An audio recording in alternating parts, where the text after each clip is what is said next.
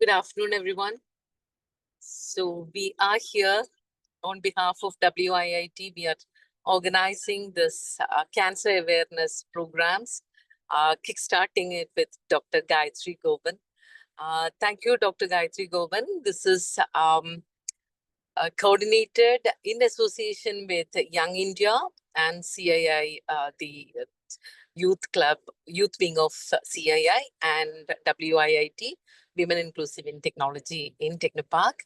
Once again, thank you, Gayatri Gopan, for accepting the invite and then being on, finding time to create this awareness program. And apart from the technical glitches, I am sure that the rest of the session will be the more interactive with all our participants joining in as it progresses. Thank you, Doctor, once again, and the floor is yours. You're on mute. Thank you for the opportunity. I've been to WIT before. I have come and I have taken a session on cancer awareness, and thank you again for the opportunity. But I guess only very small number of participants are there, I guess. So anyway, let us start the session, right?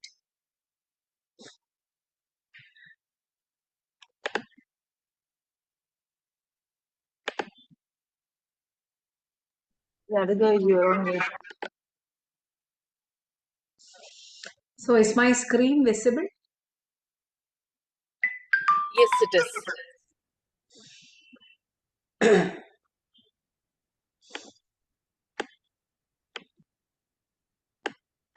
Yes, it is. It's not on full screen mode. Yeah, I'll change.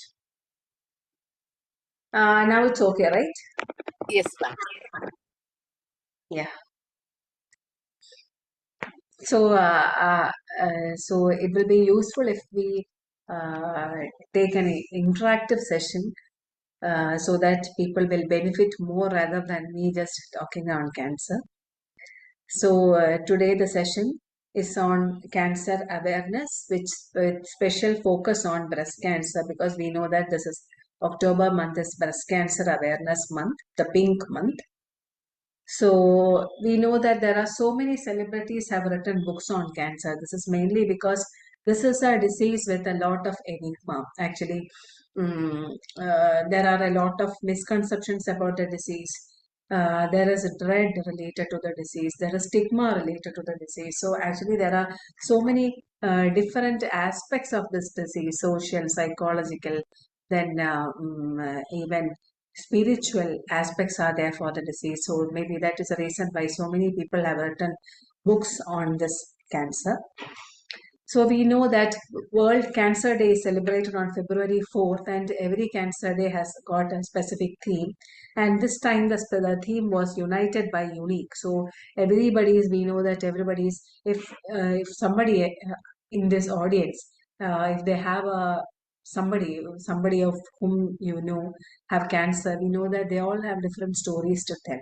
So all the stories are unique, the different treatment, the different investigation, that is all unique. So that is meant by this theme, that is united by unique. So now let us move on to the topic proper. So what is actually cancer? So cancer is actually, it is a normal cell. This normal cell undergoes certain mutations and then they start proliferating. Usually every cell will proliferate, but after some time this stops proliferating and the cell is pushed towards death, senescence. But what here happens is that these cancer cells will proliferate uncontrollably and they have a potential to go from one side to another side. That is also a peculiarity of the cancer cell. And we know that when cancer cells go from one side to another side, maybe the breast cancer, if the breast cancer cells go from the breast to the bone, then it is something called a stage 4 disease. And not all cancers are the same. We know that different cancers are different. The blood cancers, we know that when we hear the term blood cancer, people are afraid. But there are certain blood cancers, some of which do not require any treatment. There are certain other blood cancers which can be treated with a tablet like chronic myeloid leukemia. The name is leukemia, but it can be treated just with a tablet by name imatinib. So all cancers are not the same. So here we let us see some myths about cancer. If somebody can participate and help me in this, it would be great. So do you still consider that cancer is incurable? Any of the participants? No, ma'am. Yeah, definitely. Cancer is curable in most of the cases, but when it is an advanced or a stage 4 disease, maybe it is not curable, but it is still controllable in a very big way. Painless lumps can be ignored. Is it true? No. No. Yeah, because we know that the most common symptom of breast cancer is a painless breast lump. So this lump, if it is present, if it increases in size, definitely this has to be brought to attention of a doctor. We should know that all the breast lumps are not cancerous, but still, if you can meet a doctor and identify what the problem is there, what the problem is, then it would be better, because there are certain conditions which may be pre-malignant, that may not be malignancy, but this can later turn into a malignancy. So to understand that also, it is always better to see a doctor first. Now, while taking cancer treatment, food restrictions are necessary. Is it true? That is also not true, because the thing is that during cancer treatment you can have whatever you want provided it is healthy. Healthy means you can have home cooked food is okay. You should not take very spicy food, very hot food, all these things you should preferably avoid. But you can take whatever is cooked in your home. Taking sugar is fine. Taking milk is fine. People ask so many doubts. So taking all these things, it is okay. Another is cancer surgery or cancer biopsy, biopsy of a particular mass. Can it lead to spread of cancer to other sites? No. Yeah, because biopsy is of course needed. Biopsy is needed because only by this biopsy specimen we will be able to know the type of cancer, and also for each malignancy the treatment is different. So we have to know the type of malignancy, and also we have to subtype the disease. Then only we will be able to understand we will be able to give the patient the proper treatment. Breast cancer does not occur in males. True or false? False, ma'am. False. Yeah, breast cancer occur in males also, though it is very rare. Chemotherapy is something that is delivered using machines. True or false? True. No, actually, chemotherapy is something like it is just a medicine. It is just a medicine that kills the cancer cells. So this is given as a IV drip. IV drip. So these drugs are delivered to the body. These drugs are delivered to the body, and they will just aim the cancer cells and destroy them. So it has nothing to do with do with machines. It is just given in the same way an antibiotic is given. So the most common cancer is the cancer which we are discussing about today. That is a breast cancer. That is the most common cancer worldwide. In females, it is the most common cancer, and the statistics, it is actually increasing. Now, why cancer is on the rise? Everybody asks, like previously there weren't so much of cancer, but everywhere we see cancer is there. Why cancer is on the rise? Anybody has an idea? Your lifestyle, ma'am. Yeah, lifestyle means it is not just food alone. Actually, the stress also matters. Lack of sleep also matters. So lack of exercise matters. All these comes under this lifestyle. So all these has to be modified so as to decrease the incidence of cancer. And another main thing is that we are all aware, right? We are talking about cancer. We are not embarrassed to talk about breast cancer. We are ready to do screening. So because of that, there is an increased detection rate. So that is also a cause for the increase in the statistics and the advanced diagnostic testing, because previously we did not have so much of a diagnostic testing and all. Now we have so many facilities are there. Most of the hospitals have mammogram, and so it is easily accessible, so people come and screen the for early detection of breast cancer. So that is also a reason for why cancer is on the rise. In males, it is a lip and oral cavity cancer is the most common, though the cancer in the lungs, lung cancer, it is increasing, particularly in the urban cities, mainly because of pollution, it is increasing. But for breast, it is mainly for females, it is breast cancer, and the second comes cervix and also the ovarian cancer. So we talked about this, why cancer is on the rise. It is mainly because of these factors which we previously discussed. So what are the causes of cancer? We previously mentioned regarding the various lifestyles. So in lifestyle, one very important factor is actually smoking. The smoking, it is, people smoke for various reasons. Due to peer pressure, because of stress, uh, all these are the main causes for smoking. But we have to understand that the smoke, it contains mainly 80 carcinogens. All these can cause cancers, not only in the lungs. It can cause cancer, whichever site you name, cigarette smoking causes cancer there. So it can cause cancer in the oral cavity, in the food pipe, in the stomach, in the lungs, breast cancer, blood cancer, bladder cancer. All these cancers can be caused because of smoke. So whenever I take awareness sessions, people ask, Doctor, even non-smokers develop cancer. No? So what is the odds of developing cancer in smokers? So in smokers, actually the chance of developing cancer when compared to a non-smoker is more than 30%. So we cannot be sure that this person is a smoker and this person will develop cancer. We cannot say that. But when we compare with a non-smoker, there is a 30% increased chance of him developing cancer. So smoking is a very important thing. So nicotine is the additive substance. We know that cigarette, there are different types of cigarette, low tar cigarette, medium tar and high tar cigarettes are there.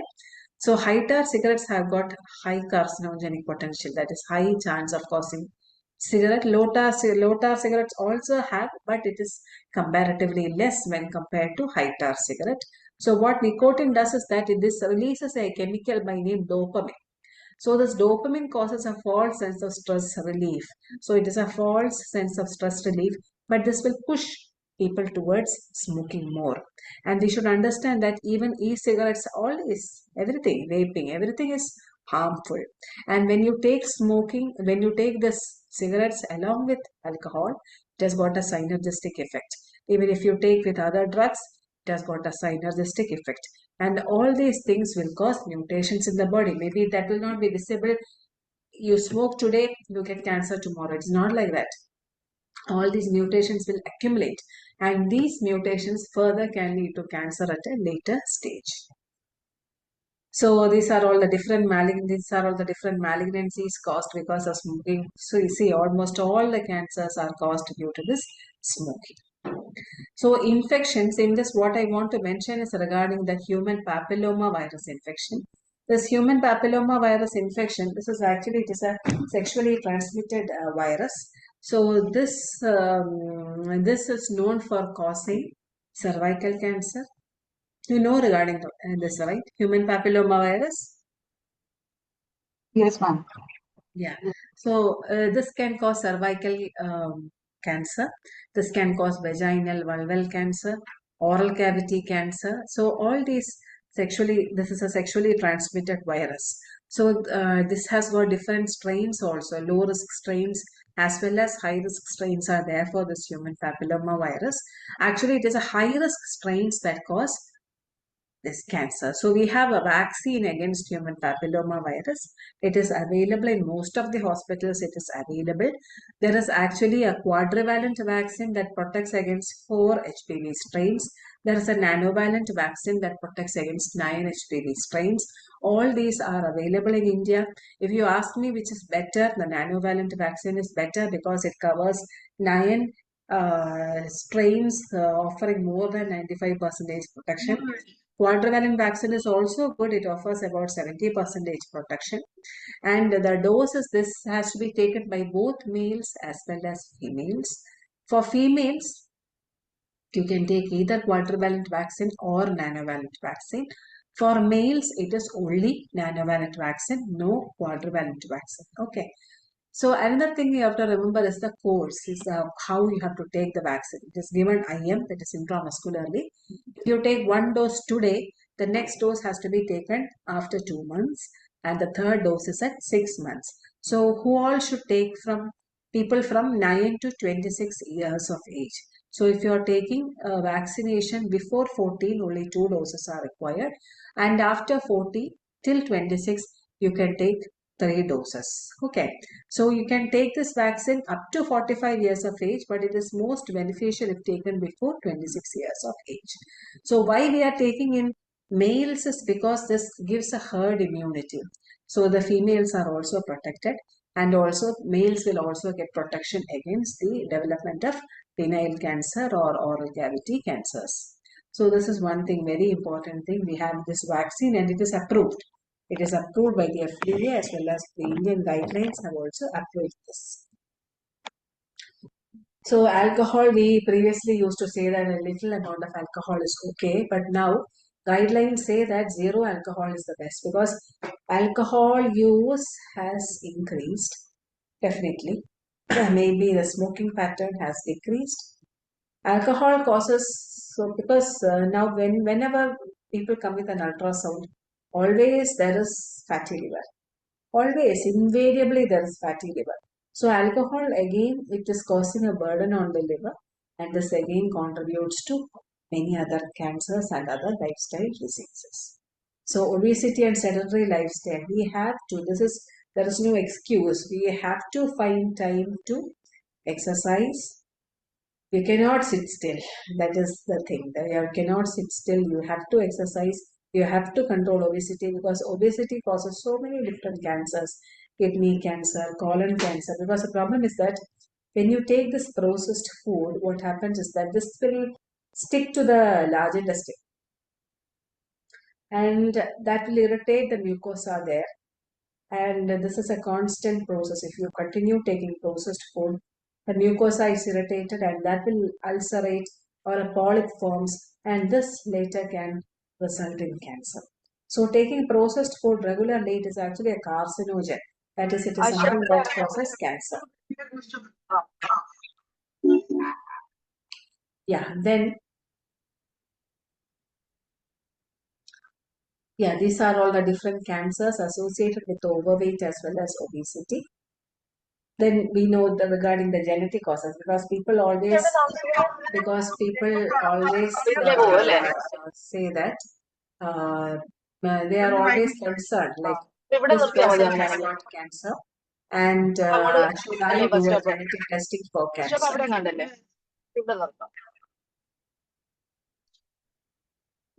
Okay, bye.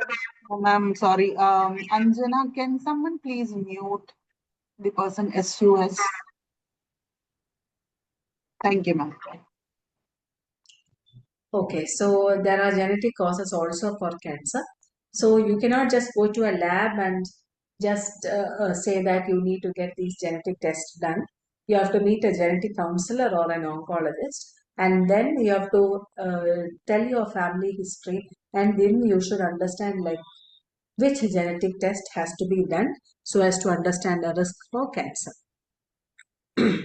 So regarding the symptoms of cancer, we know regarding the symptoms of cancer, or we assume that we know the symptoms of cancer. Actually, the thing is that cancer awareness is there. Most of the people are aware of cancer, but the problem is that I don't know how many people have got the true knowledge, like the correct knowledge on cancer, because still people think. There was a patient, actually, she was a 44-year-old lady. She had a very huge breast lump was there, and she came to the OP and she told that, doctor, I don't have a family history of cancer.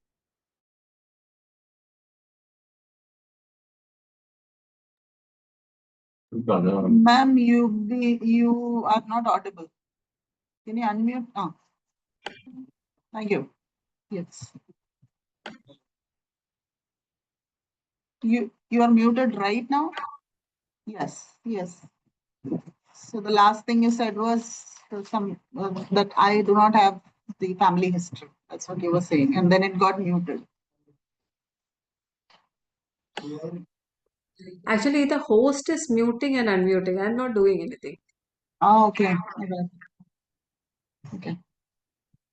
Can you hear now? Yes, ma'am. Yeah. Yes, doctor. So that was the importance of family history. So what I wanted to say is that people are all aware of cancer. But the knowledge that they have, is it the correct knowledge? That is what is my concern. Because previously, a patient had come to my OP. She was a 44-year-old lady, and she did not have family history of breast cancer. And she was young, only 44 years. And she came to the OP and she told that I don't have family history. I am young. So will I get cancer? Will I get cancer? And that was why I delayed my OP visit. So by that time, the tumor had occupied almost the entire breast. So she knew that, she knew some things about cancer, but again, she did not have the correct information, or she did not have the full information for that matter. So we have to understand that persistent symptoms, if it is persistent bloating, persistent gastric complaints, persistent vomiting, loss of weight, persistent alteration in bowel habits, all these things, weight loss, painless lumps in the breast or in the armpits, all these things can be symptoms of cancer. So we had patients with bleeding bleeding per rectum. So bleeding per rectum, that patient initially thought that this is just due to some hemorrhoids or piles or something like that. And then the patient then realized that it is because of a rectal cancer. So whatever be the symptom, that is, if it is a persistent symptom, it is always better to see a doctor.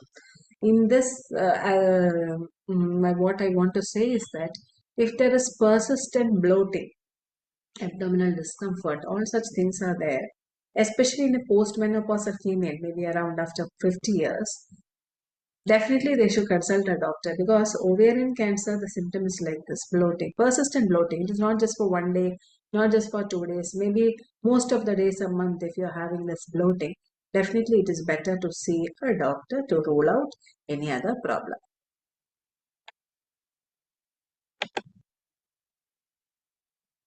So these are some pictures of oral cancer, lung cancer, the symptoms we talked about, the symptoms of lung cancer also.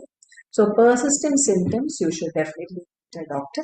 Just by taking an ultrasound, you will be able to understand if there is any problem in the ovary, or a mammogram will help in identifying a problem in the breast. It is not a very big investigation is not required to rule out all these different problems. So again, clinical examination is a must, and people will ask for investigations to confirm the diagnosis. So biopsy is a must for most of the cancers, it is a must. And also investigations will also be done to assess the spread of the disease and also to assess the fitness for treatment. Now, this is actually a mammogram. Mammogram is nothing but X-ray of the breast. So many people are afraid to do mammogram, thinking that it is very painful. No, it is not that painful.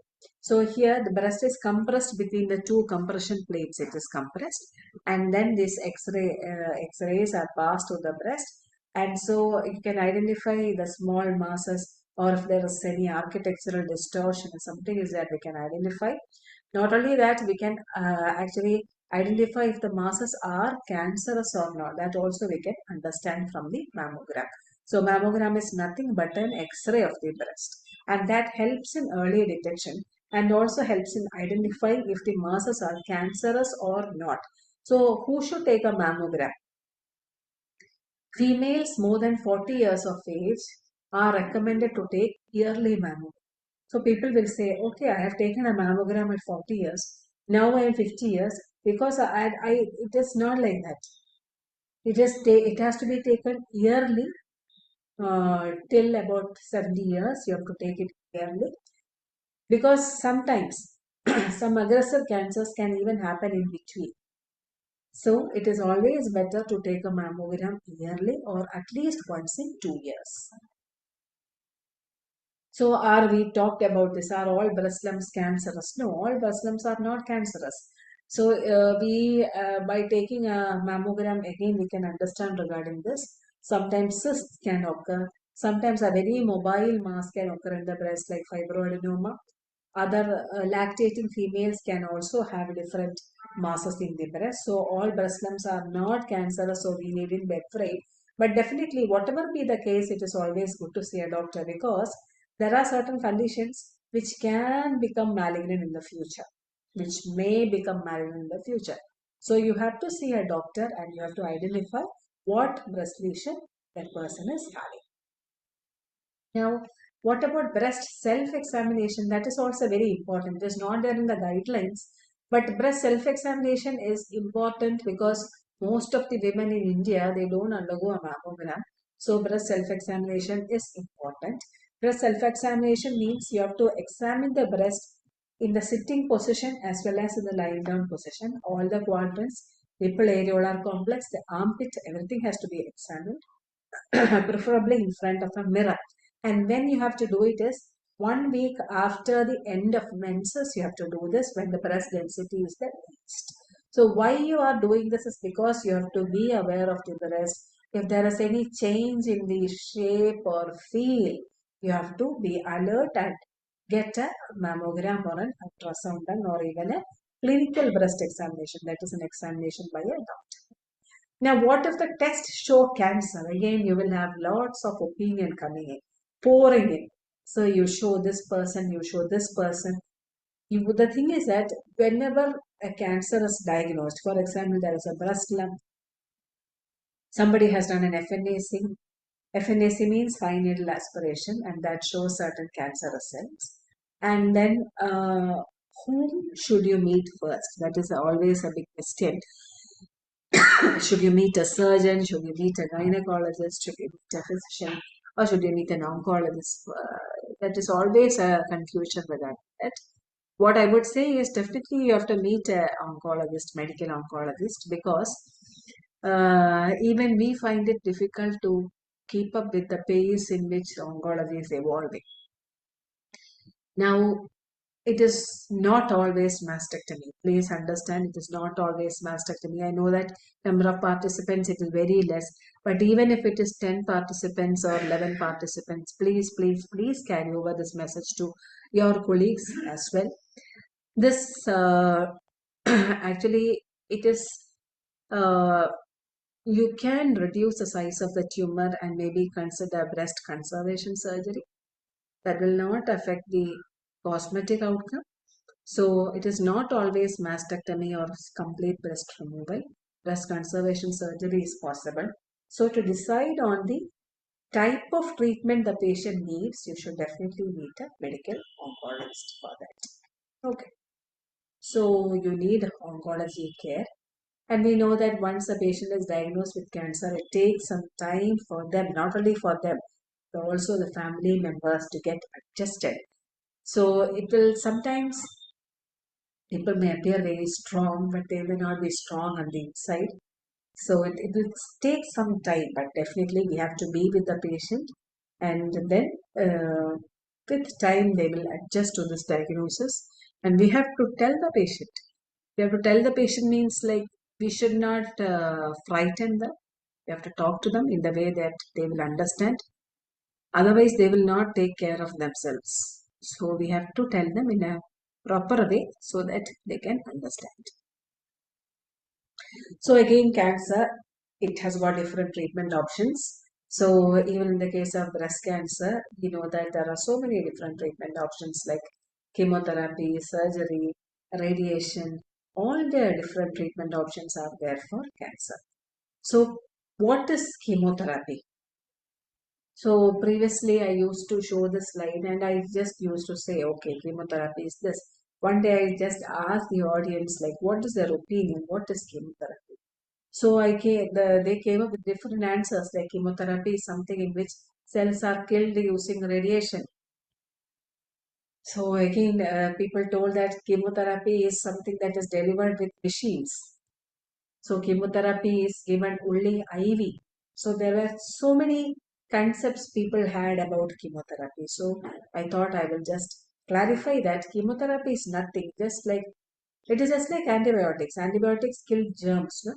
Like if you are having a leptospirosis, elipani, people will give one antibiotic. If you are having pneumonia, they will give another antibiotic. Just like that, for one cancer, a particular chemo agent is given. For another cancer, a different agent is given. And chemotherapy agents are not just IV. Oral chemo agents are there. Some chemo agents are given intramuscularly. And different types of chemotherapeutic drugs are there. Then regarding radiation, radiation is definitely useful for certain types of cancers like cervical cancer, breast cancer, rectal cancer. In all these, radiotherapy plays a very important role, and for delivering radiotherapy, machines are required. There are different types of radiotherapy available also. Immunotherapy is a relatively newer form of treatment. So this increases the immune cells in the body, and these cells will kill the cancer cells. So this is useful. This is, I'm not talking about something that is not available in our state. It is available in India. It is available in Kerala. We use it regularly. And this immunotherapy it works in a way different from that of chemotherapy. This also has got some side effects, but the side effect profile is different when compared to chemotherapy. So this can be used for breast cancer, head and neck cancers, lung cancer, cervical cancer, different cancers we use this. Another is targeted therapy, which also is available. This is all very routinely given nowadays because it is not that one size fits all. Because that is the importance of taking a biopsy and understanding the molecular pathways involved in the development of cancer. So hormone therapy, because one thing I want to say is that in the case of early stage breast cancer, sometimes we can avoid chemotherapy. We can just give hormonal agents. Even in advanced stage breast cancer, some favorable types, we can give just hormonal therapy and targeted therapy. Chemotherapy is not needed. So it all depends upon the type, it all depends upon the stage, and you have to meet an oncologist to decide on all these different things.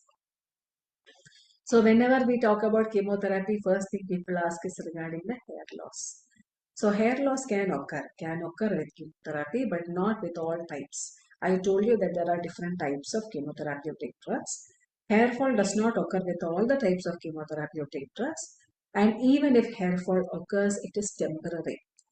2 to 3 months after the completion of chemotherapy, there will be normal hair growth. So it is only a temporary problem that is associated with chemotherapy.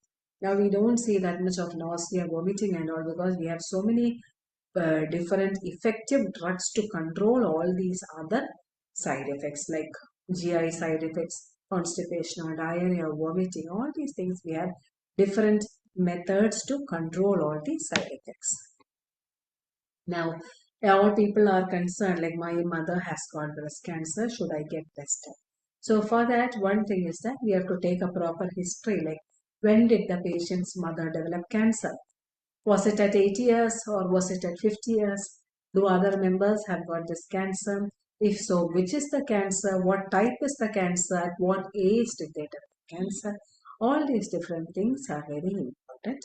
And then, according to the data received, we will consider genetic testing. So chemotherapy is affordable in most cases. Immunotherapy, I know it is costly, but now the cost is coming down. Hormonal therapy, targeted therapy is also affordable in most cases, and it is always better to have an insurance at hand because this time is stressful, and if you have some insurance, it helps. So no awareness session is complete without a slide on palliative care because palliative care offers it actually plays a very important role in improving the quality of life in patients, not only in stage 4 cancers, in other cancers also. So this helps the caregivers also, and also they have incorporated home care also, so that it decreases the burden on the caregivers. So another very important thing is what is screening. Screening means early detection of cancer. So early detection of cancer, not all cancers can be detected early. Breast cancer can be detected early, and that is with the help of mammogram. we mentioned that after 40 years we have to start mammogram. Yearly mammogram is the recommendation because there are certain people who have increased risk for breast cancer. You know the risk factors for breast cancer. Mainly it is a hormonal factors as well as the genetic factors.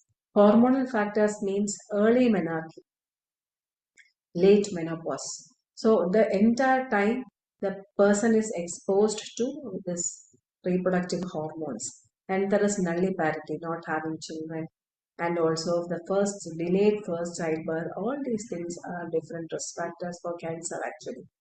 So it is always better to get a screening done for breast cancer. Another is pap smear. Pap smear is for identifying cervical cancer. That is actually it is not a painful procedure.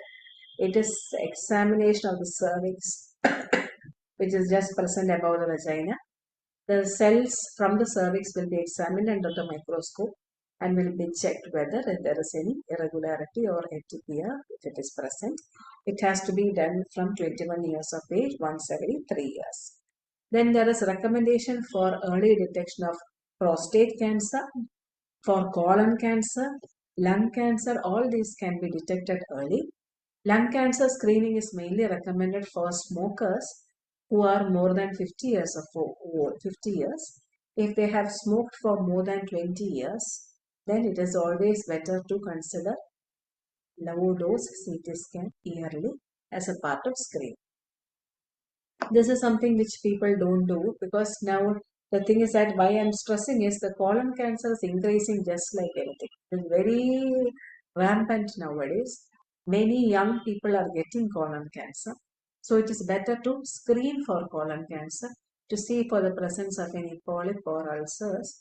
You have to start screening by 45 years, yearly fecal occult blood testing and 10 yearly colonoscopy will help. So prevention mainly I wanted to highlight about the HPV vaccine. It is available in all hospitals. This is the schedule, that is less than 14 years, 2 doses, and 15 to 26 years it is actually 3 doses. You can take up till 45 years, but most efficacious if you take it in less than 26 years. So these are all the ways in which you can prevent the development of cancer. We know regarding all these things, but we don't find time for all these things. But it is not an excuse. Definitely, we have to work towards all these preventive strategies for cancer. So we have hope. Different personalities are there. Personalities are continuing to make medicines. Recently, also a Nobel Prize was given for works in immunotherapy. So there is hope. Different medicines are evolving. So this is my last slide. So we have to maintain a healthy weight. We have to be physically active. There is no excuse in that.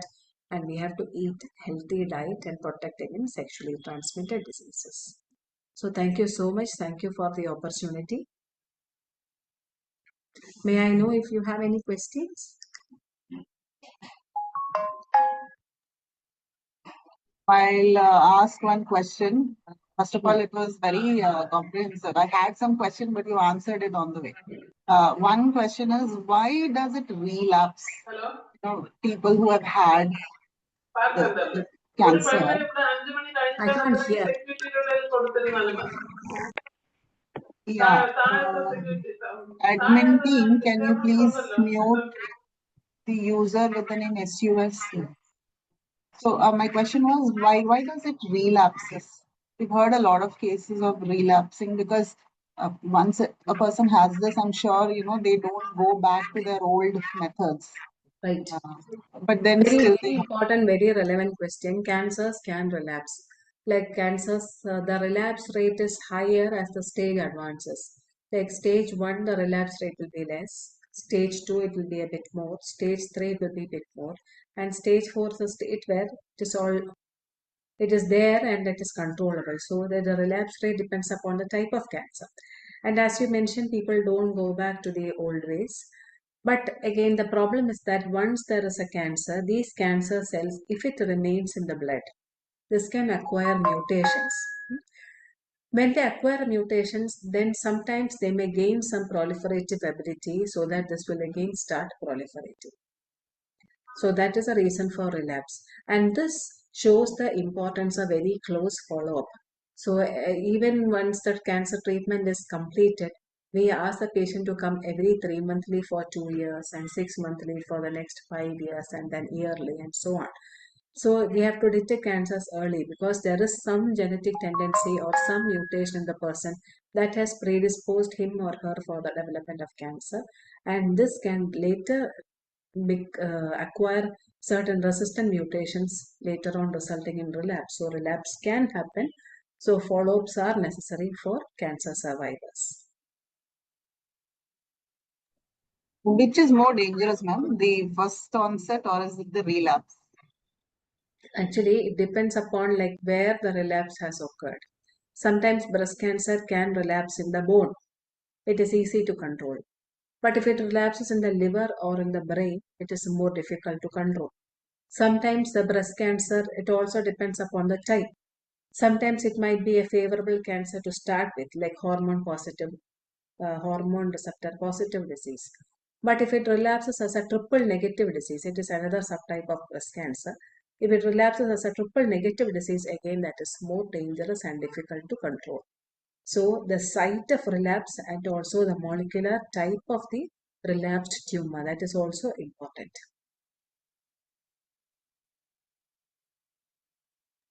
Thank you, ma'am. That's all the questions I have. Thank you. Over to someone else.